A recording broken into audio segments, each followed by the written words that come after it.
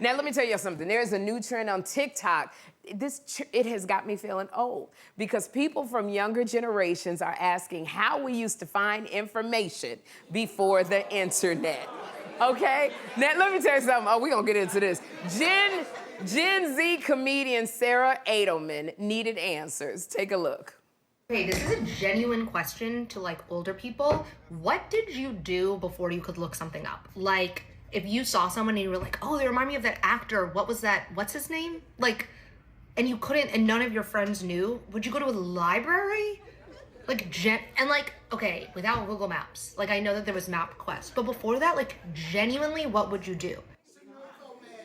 Okay, let me tell you something, Sarah Edelman, and you probably gonna be too young to remember this, but before the internet, we had something called Encyclopedia Britannica. Okay. Let me tell you, Encyclopedia Britannica, and I know the young people might say, oh, that looked like Game of Thrones. No. This was the Encyclopedia Britannica was our internet. And there was a salesman that went from door to door selling these encyclopedias. It was like 20 books from A to Z. And we did not get them all at once because it was too much money. So you had to pay per letter. You had to pay per letter because you was making a payment. So I never did any book reports that started with a T because we never had those yet. But if you had encyclopedias in your house, you were the bomb family. Let me tell you something, Sarah Edelman. And if you got the kids' edition of the Encyclopedia Britannica, they say you was rich. When you had a book report, you didn't get to, there was no Google. You open up that encyclopedia, you had everything you needed, Sarah Edelman. Or your parents took you to something called the library, where you had to sit there. Who remember, clap if you remember the Dewey Decimal System. When I tell you, clap if you remember, you got a book report, you gotta go to that drawer with all of them files, you gotta look. You gotta look. And it'll tell you if you got the book and it says go to 780.1. And you gotta go and you gotta find that on all of. And Sarah Edelman, we had things called phone books. It was called the Yellow Pages. The Yellow Pages. You can find anybody, I don't care, you can find Elvis Presley and Tupac in the phone book. If you did a book report about any country, Turkey, you looked in the Yellow Pages and you called the Turkey consulate and they would send you all of the information about their country. You would cut those pictures out and put it on the poster board when you took it to school, Sarah Edelman. And Sarah Edelman, before the internet, you would also do things like ask people. You would ask them what you needed to know. Do you know who Siri and Alexa were? My Auntie Gloria, that's who. Get on that phone and call Auntie and ask Auntie, because in between smoking a cigarette, she knew everything.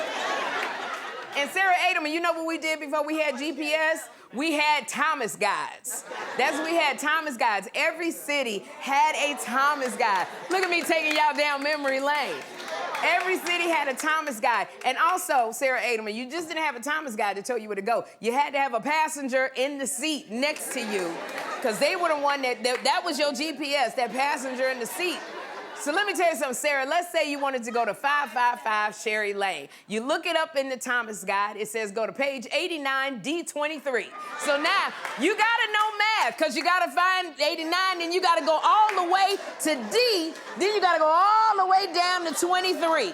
And there is Sherri Lane. And if your passenger, who is your GPS, got sleepy, then she switched off with the person in the back. And they sat in front with you. Sarah, do you know what else we did? This is fun for me. You know what else we did before GPS? Your daddy did things like stop at a gas station and ask for directions. Yeah, I'm telling you. You go on a family vacation and they was always pulling into the daggone. Or my daddy, because he had a Cadillac DeVille with 2 fingers. He pull in the gas station and always be some old man with half his teeth coming out. And he would tell you, y'all go left at the big tree, then you go right when you get to Bob's house. But if you see Pete's Auto Shop, then you done went too far. You gotta turn around. You gotta turn around. Then when you get to the place where you feel your engine rumbling, you right there. That's where you right there. That was our GPS. When I tell you, I feel so bad for these kids today, because when the apocalypse comes, and the apocalypse is gonna come, these kids, all they gonna know how to do is make a TikTok dance. They won't know. These kids don't know how good they have it with this phone and swiping left and swiping right. It's, boy, oh boy, I need to write a book about the good old days.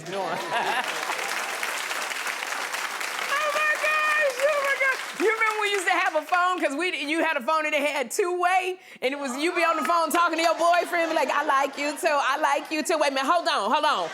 And you would click it to make sure nobody was on the other line.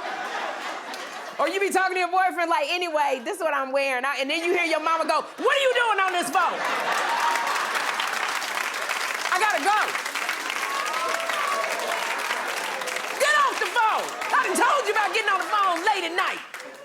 Oh my God. Or when you was talking on the phone and the phone was busy, remember your parents could call that doggone 411 and you be talking to your boyfriend, they be like, you have a call from your mother? Tell you something, Sarah Edelman.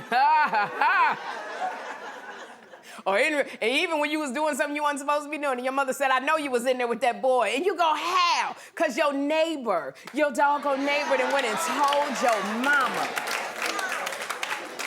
It was always that old lady across the street. She didn't like you on that lawn. That was the one. Anyway, boy, I done went down the lane. Sherri will be right back. We talked about Gen Z not knowing what life was like before cell phones and the internet. All right, so this all started after a Gen Z comedian, Sarah Edelman, asked the question on TikTok. Take a look. Okay, this is a genuine question to like older people. What did you do before you could look something up? Like, if you saw someone and you were like, oh, they remind me of that actor. What was that? What's his name? Like, and you couldn't, and none of your friends knew. Would you go to a library? Okay, without Google Maps. Like, I know that there was MapQuest, but before that, like, genuinely, what would you do? Well, I had to tell Sarah Edelman that we did not have Google, we had encyclopedias. And if the encyclopedias didn't work, you called your Aunt Gloria. That was Alexis and Siri. And we did not have GPS, we had maps. Okay, we had, remember you had your uncle, he had all the maps in the glove compartment. Or some people, they would spread the maps out before they even went somewhere, and you had to look. But so many of you wanted to join in on the conversation. Y'all flooded the Sherri Show TV with comments. So here's what some viewers remember. The real Kevy Kev says, we had to memorize everybody's phone numbers. That's right. We did not have, you couldn't store numbers in our phones. If you lost your number, it was just like there was no iCloud anything at all if you lost the phone number. What else did we do? If the charger went down, you was just out of luck. There was no iCloud in anything. The only thing in the clouds was the angels. That was it. And now, now parents, we got those tracking features on our kids' phones that we could know where they are. We didn't have trackers back then. You know what we did? We just told our mamas wherever we were going that the phone was disconnected and they couldn't reach us. And then we was in places that would have put us on milk cartons. That's what we was. I remember I used to tell my mother that I had to babysit and she wanted their phone number, but I would tell her that the people I was babysitting, I would say that the phone was disconnected and I would go straight to the club. Oh my goodness. I hid my clothes in the bushes next to the laundry room and I would put on my LaToya Jackson headband. Okay? That's what I did.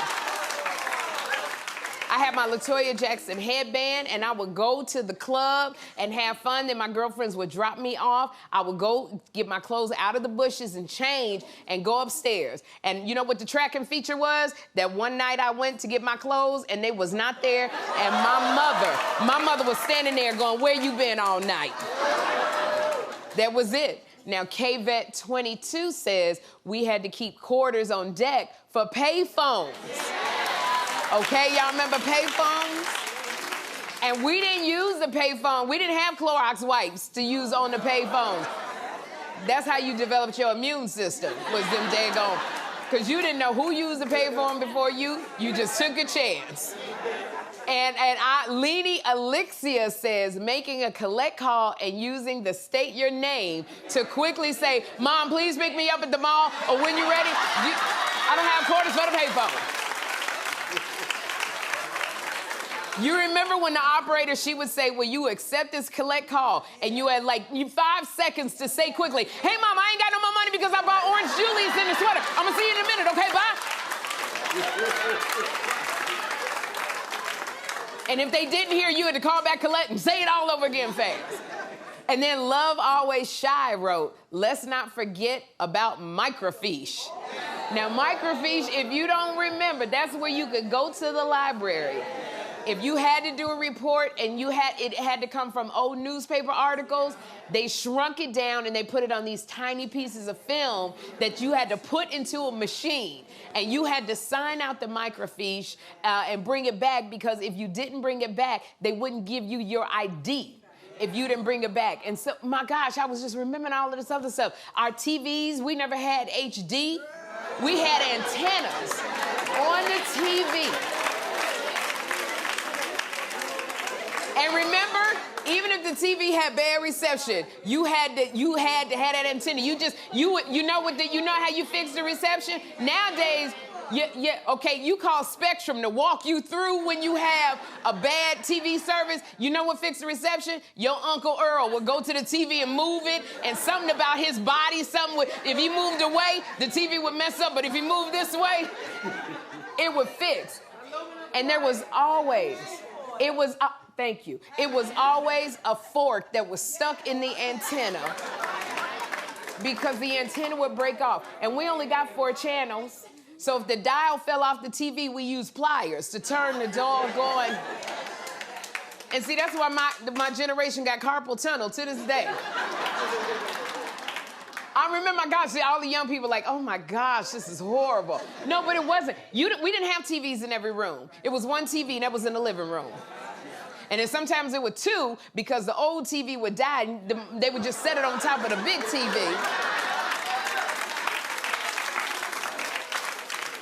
And sometimes you would turn the volume down on the top TV and you use the speakers from the bottom TV. And then, here's the thing, now people have insomnia. They can't sleep, but back then, if you couldn't sleep, too bad, because those TV stations would sign off at 10 o'clock. Once they played that national anthem, it was a wrap on the TV show. And it was just snow on the TV for the rest of the night. No infomercials. And oh my God, we didn't have DVRs. You had to be home to watch your shows. So if you missed it, you just missed it. Everybody be talking about at work what happened on Dallas or Knots Landing, and you be left out of the conversation, okay? What's some other stuff? Oh, Spotify. We didn't have Spotify or Pandora. If it was a song you liked, you had to wait for it to come on the radio.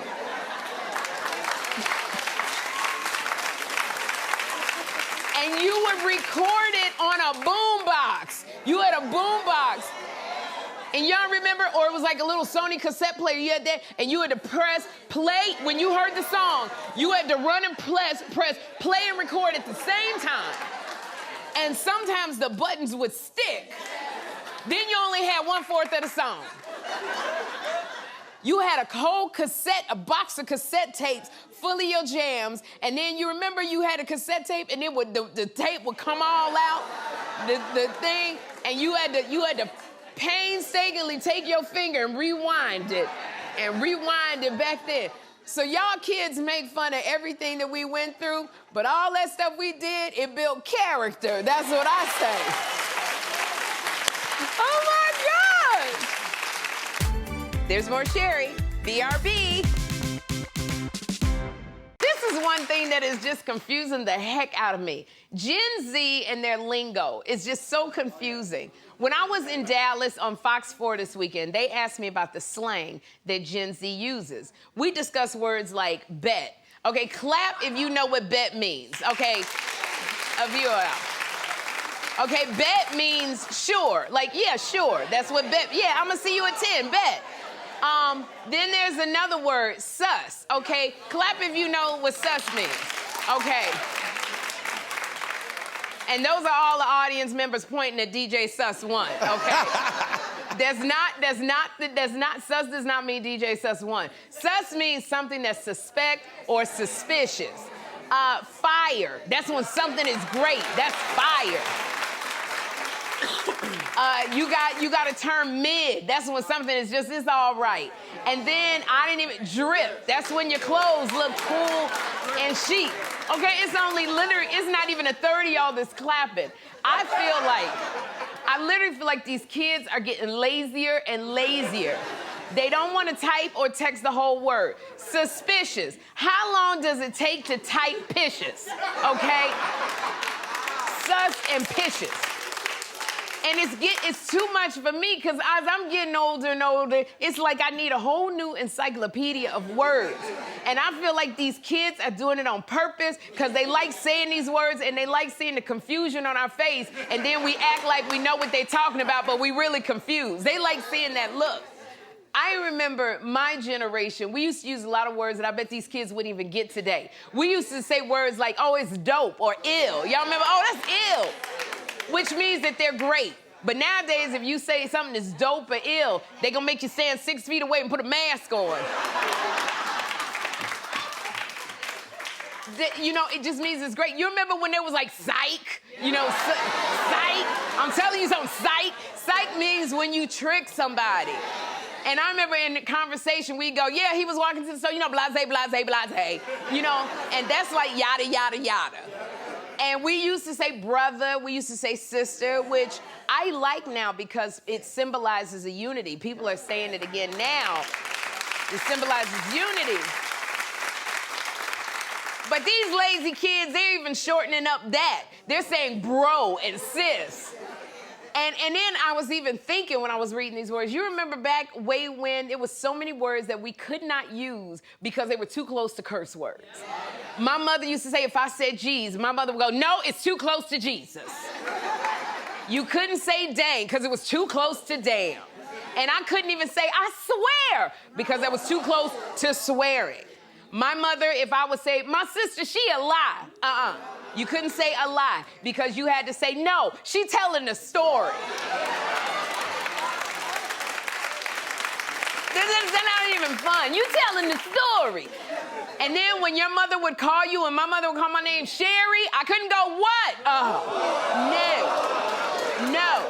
I had to say yes, ma'am. And not even yes, ma'am. I had to go right where she was. My mother could be around the block, and I had to go stand right in front of her and go, yes, ma'am. And I couldn't say like, yes, ma'am. I had to go, yes, ma'am, like that. And you couldn't say freaking. Okay, freaking wasn't even dirty, but it just sounded like, And so for me, I would love to know the slang that you used growing up that the kids wouldn't know today. So if you could go to my Instagram at Sherri Show TV and just let us know, I might read one of your comments on the show. So many words are coming up in my head. Sherri will be right back. Is opening up about her 40-year age difference with boyfriend Alexander Edwards, all right? Now, Sherri told Extra she and Alexander have similar tastes and humor, but sometimes he doesn't get her references. Take a look. Sometimes I'm talking to him and he has no idea who I'm talking about. So the other day I said, do you know who, I don't know, Clark Gable. I don't know, somebody went, yes, of course. But most of my references, you know, are he'll look at me and go, I wasn't born yet. Oh my goodness, see, this is why I tell all y'all older men, y'all wanna run and date these little young girls and you refuse to date women my age. I know your references, I know. I understand you like nobody else. I understand if we in bed and you smiling, but then your mouth goes slack, you having a stroke. I know that. I know that. Them little girls don't know that. Them little girls that you with, they don't know that they gotta go in the bathroom and grab that red pill. They don't know they gotta give you that red pill within the first 10 minutes. I'm telling you, y'all older men, there ain't a pill that you can talk about that I don't know. I know every rosuvastatin, valstatin, I know them all. When you say earth, wind, and fire to me, I know you talking about the group and not the weather elements. But I'm too old. I'm too old. I'm telling you, I know, and see these little girls, they got the little flat stomachs and the abs, that's what y'all like. But I'm telling you, old man, y'all get into bed with me and feel my Buddha belly, you gonna wanna go to another level. But I'm telling you, lay up in bed with me, feel this belly, it's gonna put you to sleep. That's what I'm telling you. Y'all wanna get these young girls, don't know what you're talking about, and Cher, I'm telling you, Cher, if you say to Alexander, Dick Van Dyke, he not gonna know none of them words. Well, he might know one or two of the words. And look, y'all, if you don't get that joke, ask your mama. She'll tell you. I mean, dig it. When your lover says to you, you know I wasn't born then, that's worse than them calling you ma'am.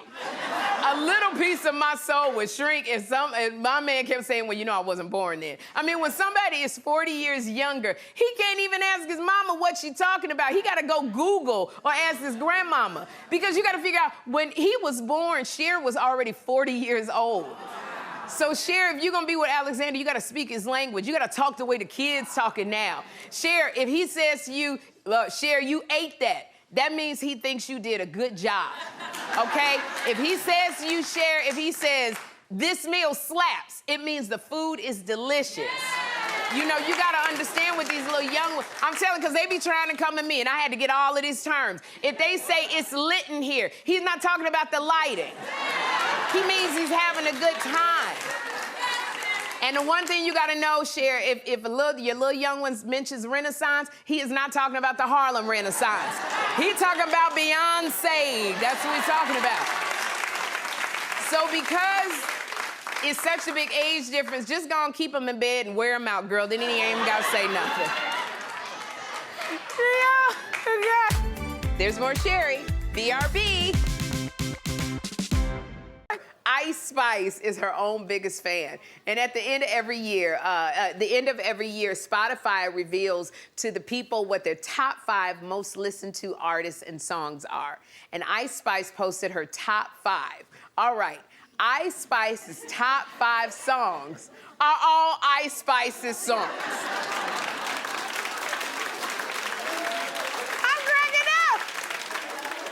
Now, some people said that this is self-love and she is her biggest cheerleader.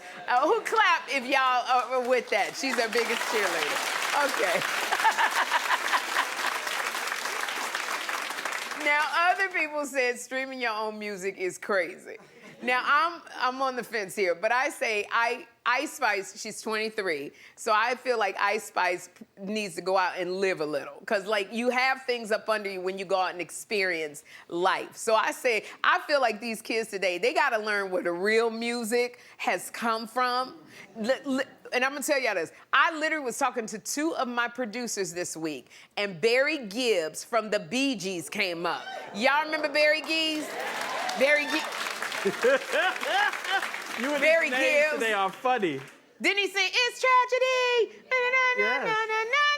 Okay, so these 2 producers, we're literally gonna talk about it in the Hot Topics. They had no idea who Barry Gibbs was until I sang the Destiny's Child song, it's just emotions that's taking me over. And one of our producers, Ashley Holmes, was like, oh, you telling me that Beyonce didn't make that song, didn't write it? And she was mad. Then our other producer, Brittany Sims, thought Barry Gibb was a fictional character Jimmy Fallon played on SNL. She didn't even know that he was a real person. I was just like, oh my goodness, I'm dating myself. Then I remember I was at Home Depot with my nephew, and we were there, and we saw El DeBarge. He was at the Home Depot. I'm losing everything as El DeBarge is looking for nails. I'm in the thing, and I gasped, and I said, oh my gosh, that's El DeBarge. And he said, who is that, auntie? I said, oh my God, you don't know? I like it. All this love, rhythm of the night. Who's holding down? You don't know. I literally wanted to lay out my nephew and leave him at Home Depot. I felt like I had failed him as an auntie, okay? I brought up El DeBarge in this morning's meeting, and Brittany, same one I didn't know who Barry Gibb was. Brittany said, I know him because Notorious B.I.G. sampled him. she gets half the credit for that. So I just feel like Ice Spice needs to get beyond her own music. And your music is great, Ice. I love it. I listen to it. But you also have to know who influences music that perhaps you make. You know, it's so much music out there. I just say explore a little. Like, listen to artists. Here's some of the ones I recommend, like some of these new and old school artists, Ice Spice. Like John Batiste. Listen to John Batiste. Listen to SWV. Listen to In Vogue. You know, that's what I'm talking about. Listen to Luther Vandross. Ooh. I'm telling you, ooh, that right there. And girl, Ice Spice, listen to Chaka Khan, Chaka Khan, Chaka Khan. I'm telling you, you might even get inspired when you write your stuff. Sherri will be right back. Pop sensation Olivia Rodrigo made a big mistake on Instagram. Olivia Rodrigo has 35.5 million followers on Instagram, and she follows absolutely nobody. Okay, so, but this is a problem when you don't follow anybody. Once she was stalking her ex on Instagram, and she mistakenly followed him, and she blew her cover. Yeah, she told Jimmy Fallon all about it. Take a look. I had this very embarrassing encounter once where I was stalking my ex, as one does, sue me, sorry. And Tell me about that. I accidentally followed him because I was stalking him. And I was just following one person, so it was super obvious that I was following him. And my friend ran into my room and was like, oh my God, did you mean to follow him? Like, unfollow him. And I went and I grabbed my phone, I'm like, oh shoot, oh my God. And I went to open the Instagram app, and the second that I opened the app, my phone died. Did it come out that you were... Yeah, and people were like, oh my gosh, she's hacked. And I'm like, yeah, you guys, be safe. Like... I feel so bad for Olivia Rodrigo, but I understand. Because you always, you know, when you break up, you always want to know what they're doing, your ex one is doing. Because you want to be, here's the thing, when you stalk your ex, you want to be able to laugh when he's not doing well. You do.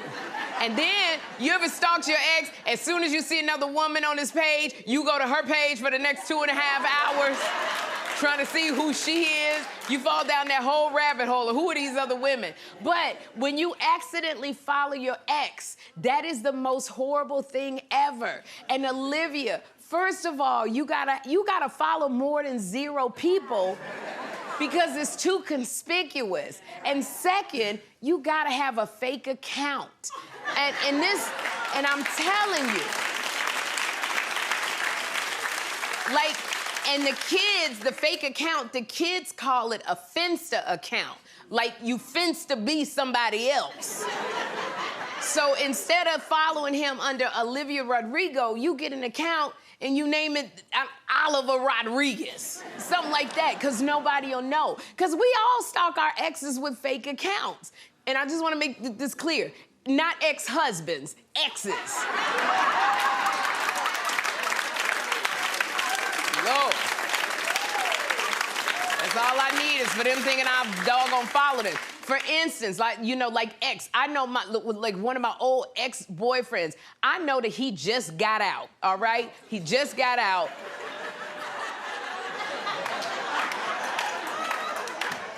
He was supposed to be doing 6, but they cut the time in half. I wish him well. And I know he's starting out, he got a new life. I've been looking at him, he's got a new life. He's all the way, he's far away, he's working, he seems happy. I know that. So I know, you know, and this is because I have my little fake account. And he has no idea that I've been stalking him online. But Olivia, now that your ex knows that you stalked him, this is what he's like, I still got it, because he knows you follow him. So, and here's the thing, believe you me, Olivia, he is stalking you too. So if you got a fake account, you control the narrative, Olivia Rodrigo, or should I say Oliver Rodriguez. You know, and then you can even jump into his Instagram lives and see everything that he won't even know a thing. That's the thing. You ever jumped on somebody's live? Actually, because with this social media, like you'll be on there and all of a sudden you in somebody's live and you didn't mean to be in there, and then you find out it's only you and 2 other people in their daggone live. And then, and this is the worst when you in somebody's live and you trying to figure out how to get out, and then they immediately recognize that you in the live. And then they look up and they're like, oh, Sherri Shepherd is here. And then everybody started sending the little waves and the hearts start going up. And then the worst is social media, these updates, I swear, I hate them. Then all of a sudden they hit you with that request for you to go live and you can't stop it. Then your face is right there on the screen.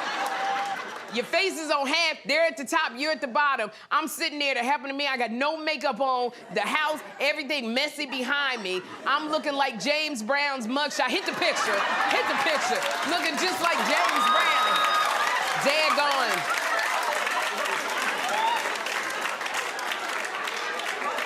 That's my go-to picture.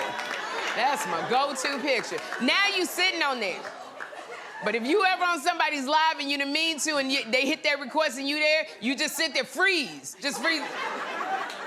And then they gonna think it's the Wi-Fi because you just sitting there.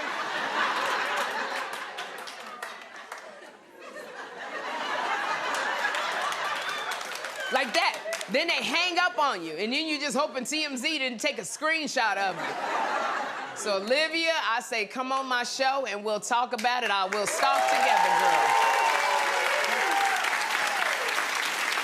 We're gonna have a good time.